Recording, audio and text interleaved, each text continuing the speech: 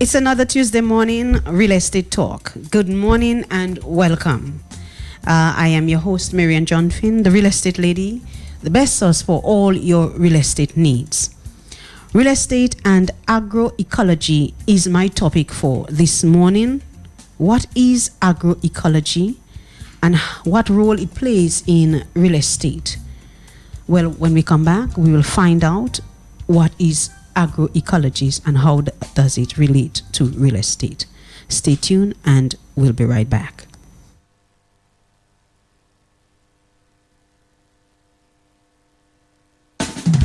Real Estate Talk with host Marian Johnfin, the real estate lady, the best source for all your real estate needs. Real Estate Talk is aired on the big station Q95 FM every Tuesday morning from 10:15 a.m. to 10:45 a.m. Real Estate Talk is talking primarily on all things real estate, commercial and residential. We talk about the real estate market. We talk about the market conditions for buying and selling. We talk about choosing a professional real estate agent. We talk about financing your purchase and finding the right property. We engage the experts with specific roles in the process of buying and selling real estate. Real Estate Talk every Tuesday on Q95 FM from 10:15 a.m. with host Marian Johnfin.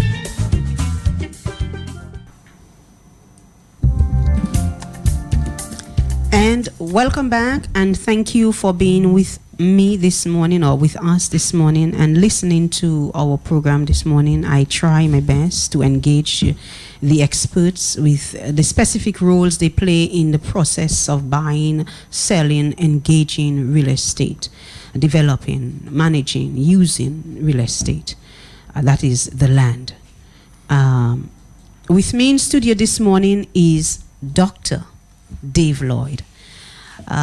Dr. Lloyd, welcome to Real Estate Talk, and welcome. Thank you for being with me. Thank you very much, Marian, and thank you for having me. I say pleasant good morning to your listeners far and wide. Mm-hmm.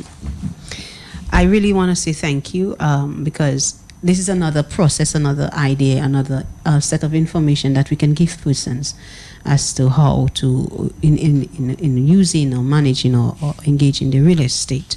So I want to thank you. So can you please tell us a little about you before we go? So let's establish that.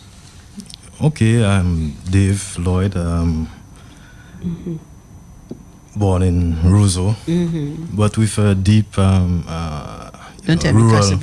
rural background. No, it's from the Collio area. Okay. Most of my summers growing up was spent in Collio. Cool. So, I think that was my, sort of first kind of interaction with agriculture. And also my dad, my family was involved in agriculture. We always did something at home, initially with goats and rabbits and so on. And some of my neighbors too, it was just something wrong. So you're very comfortable and you love being involved with the soil. Oh yes, certainly. Then afterwards at the SMA, the agriculture program there with Mr. Jolly, Aurelius Jolly. I haven't heard or seen much of him these days. Well, you must look for him now. Yeah, I must. Yeah. Shout out to him if he's listening. Yes. And then at the SMA, I took agriculture very seriously, and I was nominated. This what's his name? Mr. Tony Tulo. He wanted some help with his. He did some business with regards to ornamental plants. What is okay? After we'll talk about. Yeah. So I think at the time he serviced some of the banks and so on. So I got a hook up with him as like a part-time job, potted plants, and we would go out in the forest, actually get some species that we would pot and do different things. And he imported a lot of plants at the time. So that was some exposure there. And then gradually this just grew, At the SMA too, we would have had people coming in to give talks. And I remember people from Cardi, like Mr. Seja, people from the Ministry of Agriculture as well. And, you got interested and more. And after St. Mary's Academy, I went to the college. I did actually business subjects, but then got into agriculture working with Winban, Yeah. Okay. dealing more with experiments for bananas and so on, working with Kevin Stevenson. And that took me all across the country and meeting with farmers and that sort of thing. Yes. Okay, so you are well versed in what you're doing. I call your title, Doctor. Yes. Dr. Dave Lloyd. How long have you been a doctor, and doctor of what? What? Okay, I graduated with a PhD in soil science from Cranfield University in the UK. That was last year, June, late June. And shortly after that, I've been back around. Before that, I did a master's in New Zealand in soil science. My PhD is in soil science. My focus for my master's was on soil biology, soil ecology. And with the PhD, I focus on soil carbon cycling. How do plant roots influence the storage and release of carbon from soils? And soils, incidentally, are the largest store of carbon on the planet. So we talk about, climate change and the impact of greenhouse gases. Carbon is one of the major greenhouse gases, and you hear talk about sequestering carbon, that is storing carbon, and the soil is one of the main resources or main areas for storage of carbon. So my studies sort of dealt with that area, but my interest is in looking in soil as a system, as an ecosystem. And by that we mean you have plants, animals living in a microbiological community, living in a together. System, in a physical harmony. System, harmony together. Yes, and that is the basis for sustainability of the agriculture production system. Let's just take this. I wanted to ask another question, but since you say living in harmony, are we living in harmony with our environment? In the context of Dominica, if we have to take the entire our country, mindset. I would say no. We have departed from some of the traditions that would have allowed us for a number of years. If you just consider our Kalinago brothers and sisters, inhabited Dominica for thousands of years, and the people who came after, the Europeans, Africans, and so on, they were able to find, everything there. Yeah. So it goes to show that something about their use of that same real estate. Real estate. Yes. Yeah. So they lived in harmony with the real estate. They do not destroy. Definitely, the evidence tells us that. Yes. Are we lost? Are we too far gone? I wouldn't say we're too far, because I believe it's never too late to do the right thing. But we need to start the process. And in some respects, you have stats on here, but as a entire community, yes, as a community of Dominica, we need to take this a lot more seriously. So I think, would you agree with me that we need to start from even from the womb to start teaching our children? Certainly. I think that's so important. That the understanding, you see, I think from the basis that Dominica is a very small country, right? We cannot afford to make mistakes anymore. No, it's too costly, because our sustainability, our survival as people on in this land depends on how well we take care of it, right? And we have to, I think, give true meaning to our motto. Après body c'est la terre, after God the land. So we have to sort of inculcate that sort of attitude in our people, that they respect the physical space that we live in, and treat it in a way that utmost respect. Yes, in a way that we can sustain our life and for ourselves and those who come after us. Exactly, and even the earthworms benefit from the way that we or being affected by the way that we use the soil. Definitely, in soil science, earthworms are a key indicator. right? It's Let's not talk about that. Let's hold this. Let's take a quick break and then let's take a quick break, okay? And we'll come back.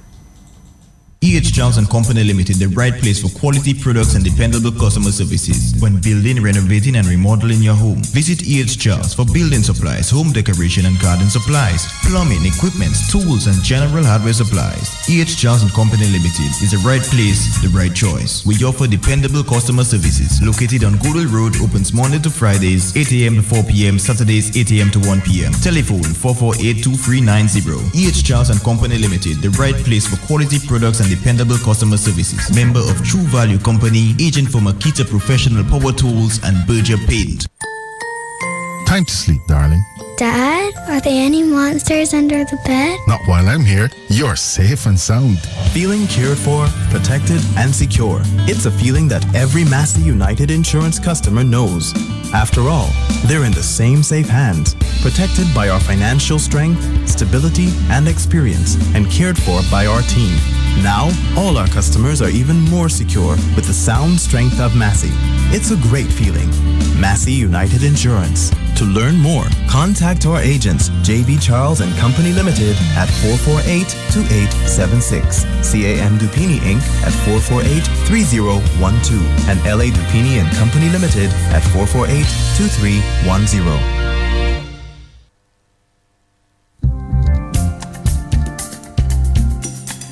Welcome back to Real Estate Talk. I'm Mary Ann John Finn, the real estate lady, the best source for all your real estate needs. With me in studio this morning is Dr. Dave Lloyd. He is an agroecologist. I want you to explain to us what is an agroecologist, or what is the study of agroecology. What is agroecology? Okay, an agroecologist is one who has a sort of ecosystem view of agricultural production. Mm-hmm. So if we consider, and I'm a crop bias person by my training, so if we consider a farm, right?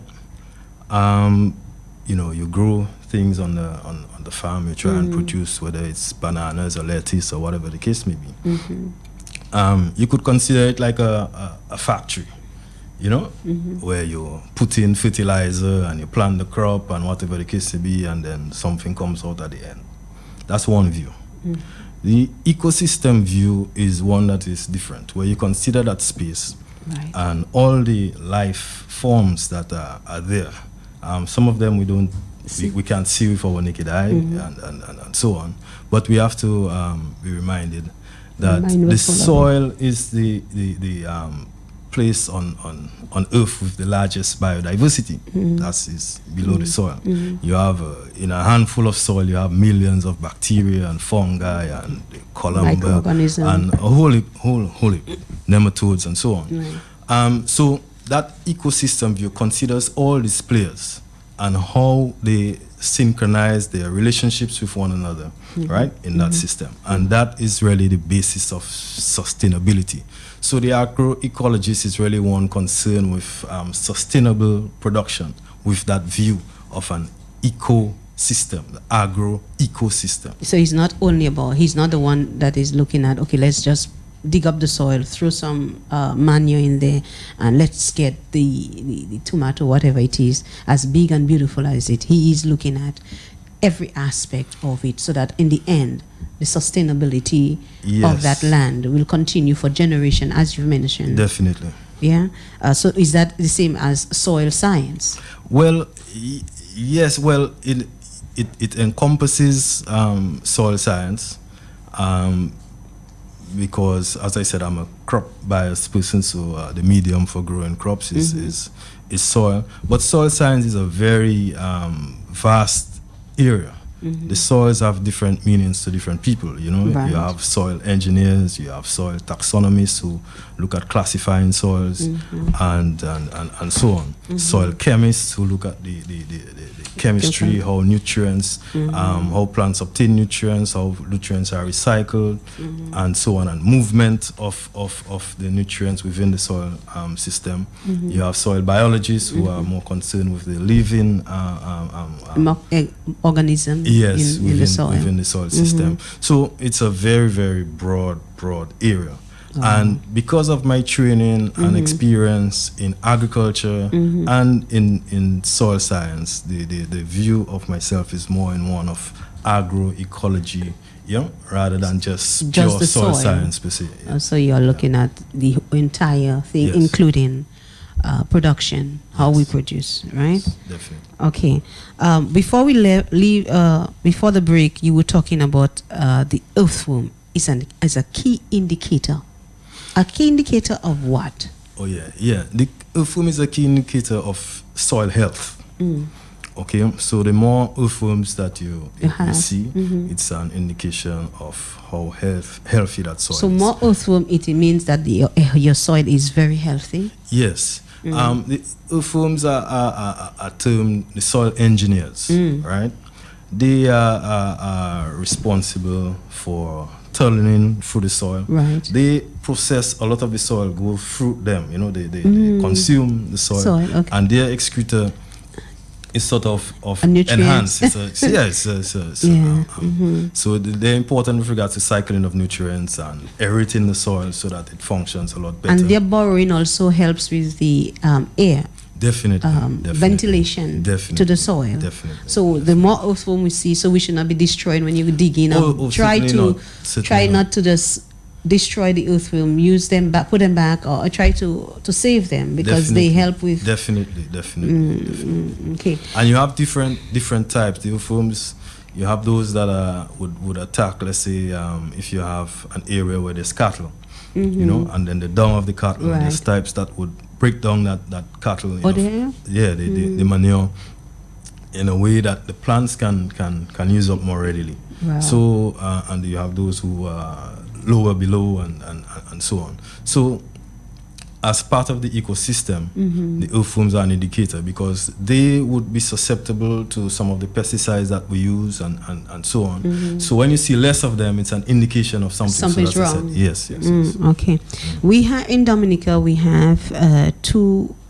It's not climate, but two types of soil. Let me put it or area. Let me put it this way.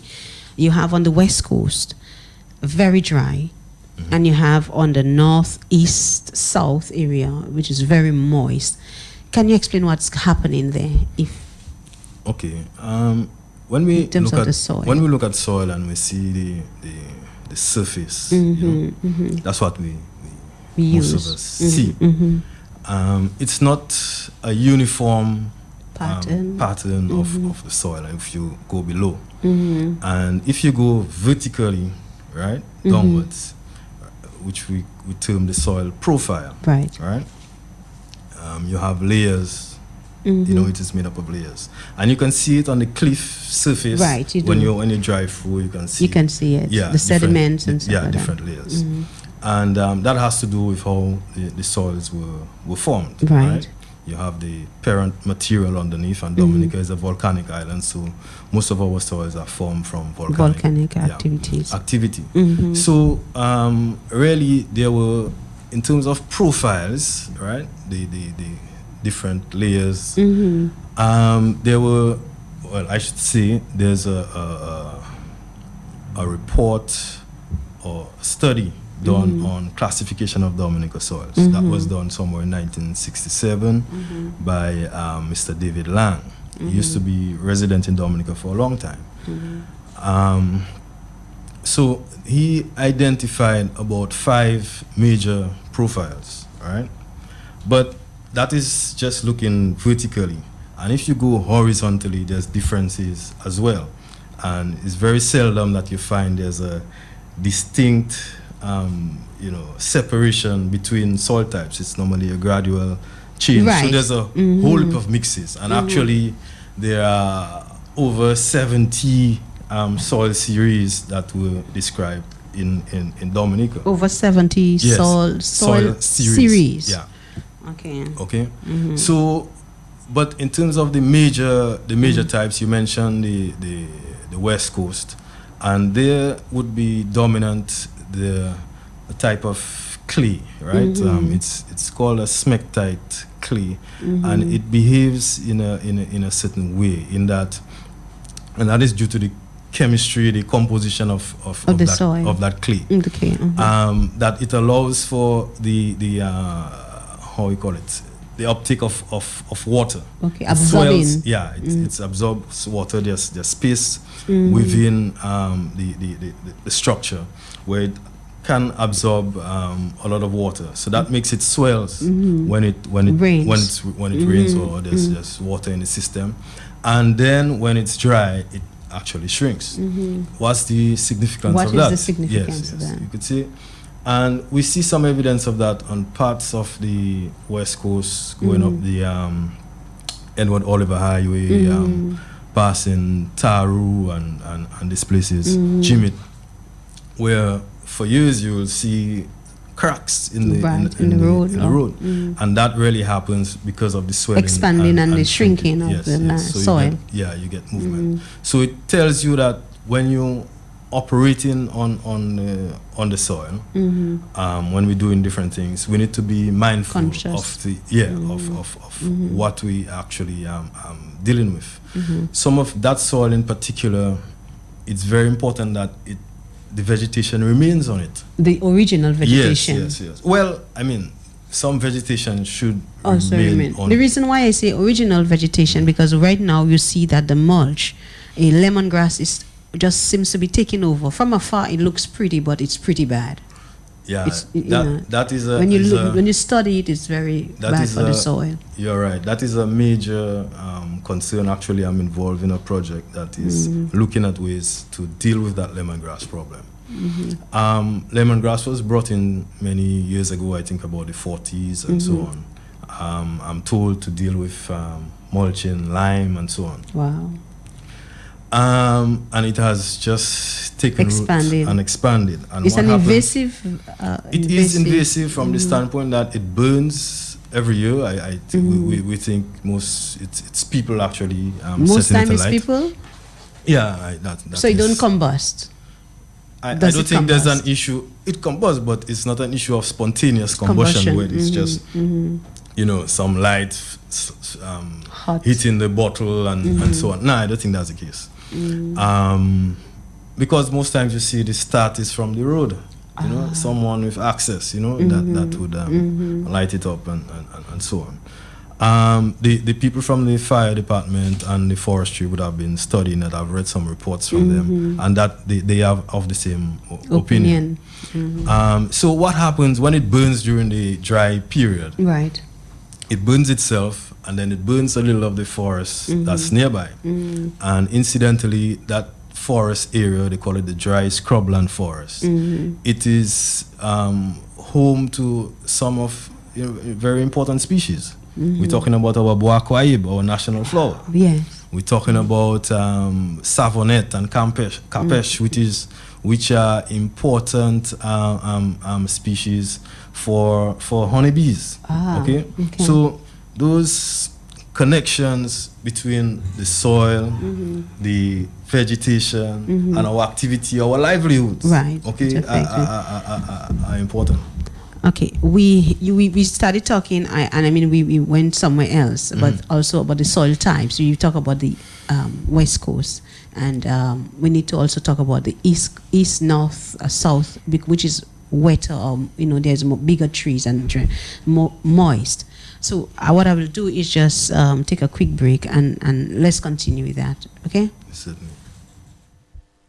Castaways Development Limited residential lots for sale at only $10 per square feet. Average size 8,000 square feet. All infrastructures available. Most lots with awesome ocean view. Just a minute walk away from the black, silky, sandy beach of Miro, one of Dominica's most beautiful and popular beaches. Castaways Development Limited residential lots available. Contact Marianne Johnfin at 225-2121. Email mjohnfin@gmail.com. Website diamondrealtyde.com.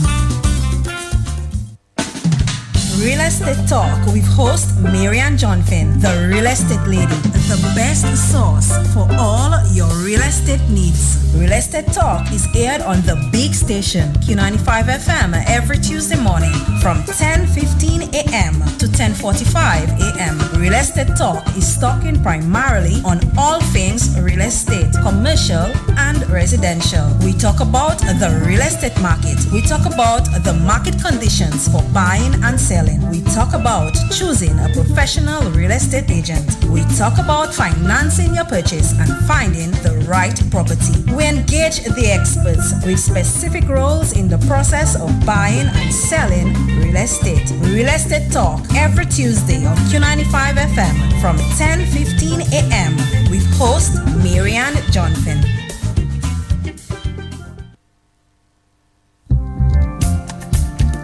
Okay, and we are back with Dr. Dave Lloyd.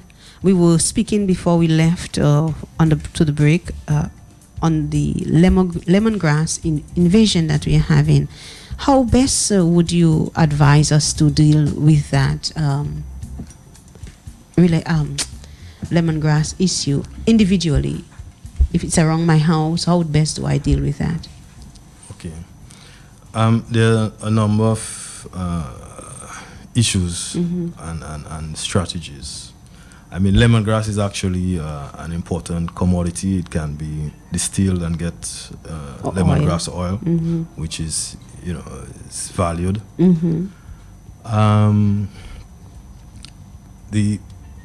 I think a major problem is, especially if it's close to homes, is the fire hazard.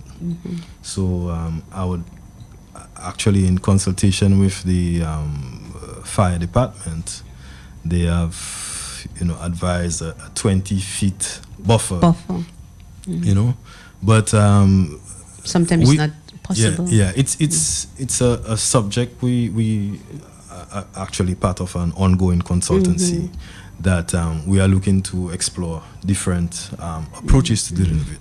So one is in that buffer area to put in some succulent plants, like the mangoes.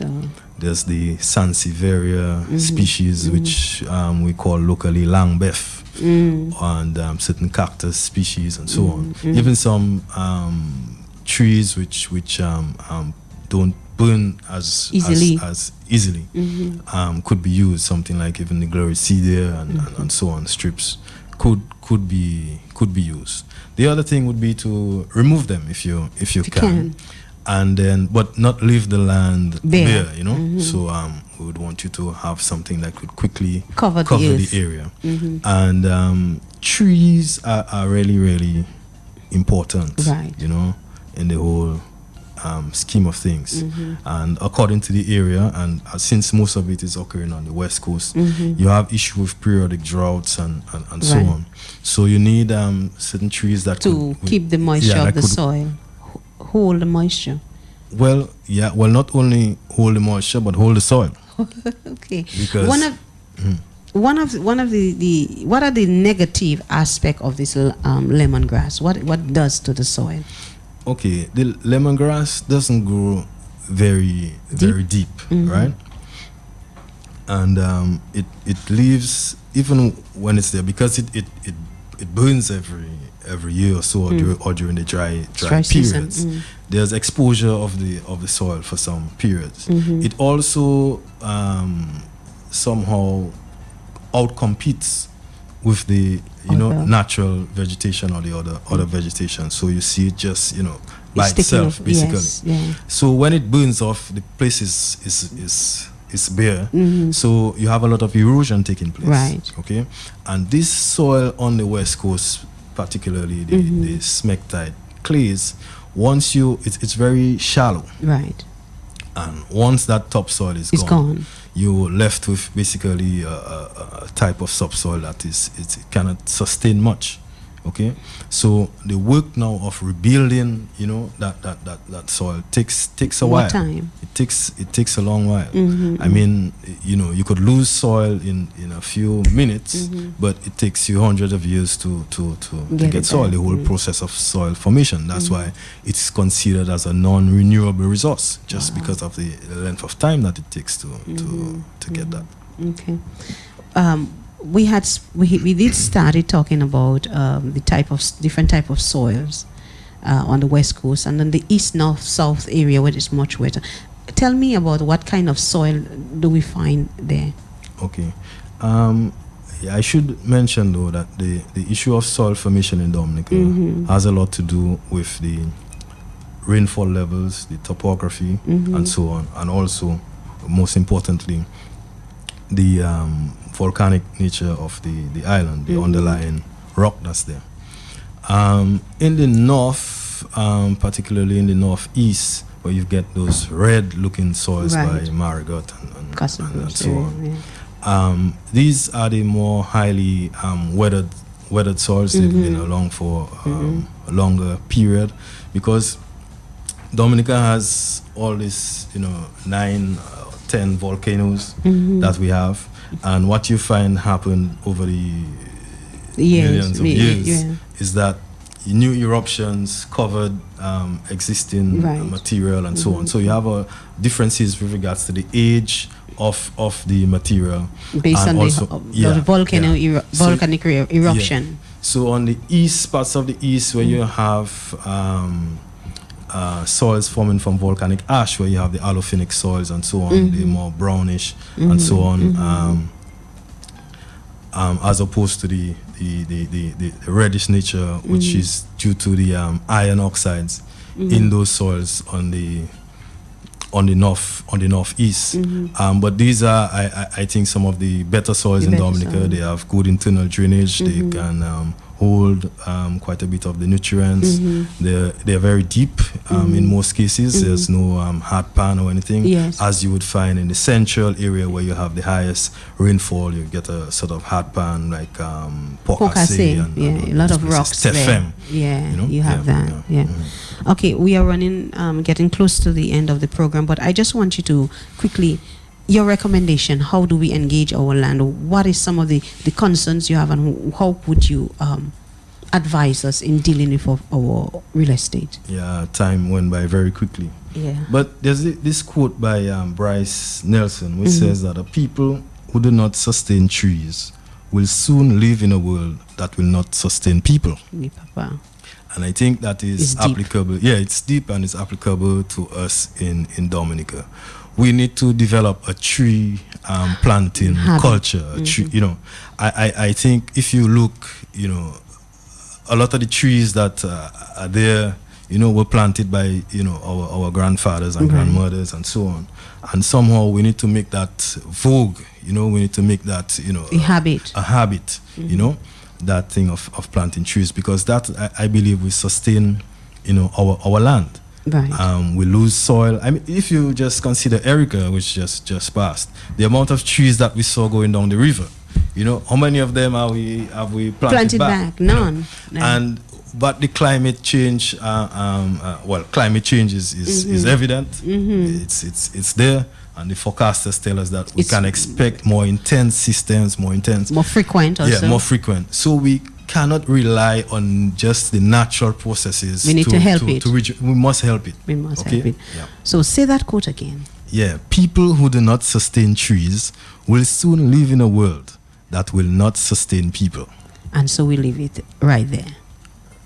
Mr. Dr. Lloyd, thank you for being with me on Real Estate Talk. Thank you for having me. All right. And ladies and gentlemen, this has been Real Estate Talk with Mary and John Finn, the best source for all your real estate needs. I am the Real Estate Lady. Should you need my service, please contact me on diamondrealtyda.com or 225-2121. Until next time, be blessed.